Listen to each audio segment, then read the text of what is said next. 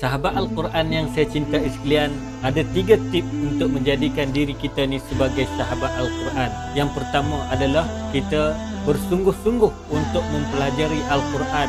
Walaupun kita dalam keadaan merangkak-rangkak, tergagap-gagap, tidak lancar membaca Al-Quran, kita carilah guru-guru Al-Quran untuk mengajar kita Al-Quran, bagaimana menyebut makhrajnya dengan betul, bagaimana menyebut sebutan-sebutan yang betul, bagaimana nak membaca dengan lancar. Yang keduanya, sahabat Al-Quran, setelah mana kita lancar membaca Al-Quran, kita terus mendampingi, kita terus menjadikan Al-Quran ini sebagai teman setia hidup kita.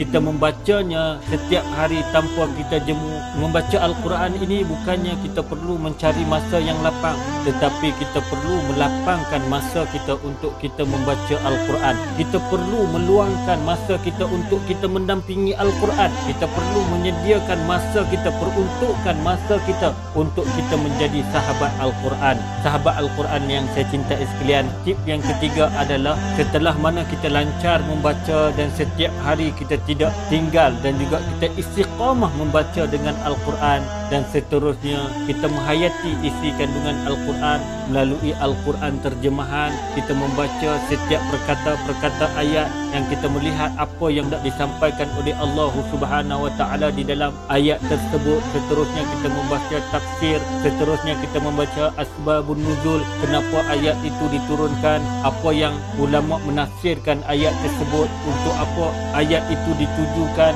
yang membuatkan hati kita ini akan tunduk dan juga akur dengan ayat Al-Quran yang mana Allah Subhanahu Wa Taala turunkan kepada kita sebagai panduan dan juga sebagai nasihat-nasihat yang baik kepada diri kita.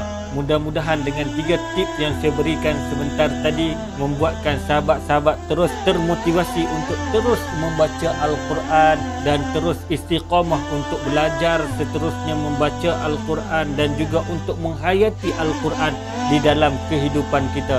Itulah yang kita namakan sebagai sahabat Al-Quran. Ayuh kita tanamkan keazaman dan cita-cita kita untuk terus kita menjadi sahabat Al-Quran, pendamping Al-Quran, dan kita jadikan Al-Quran sebagai teman setia di dalam kehidupan kita.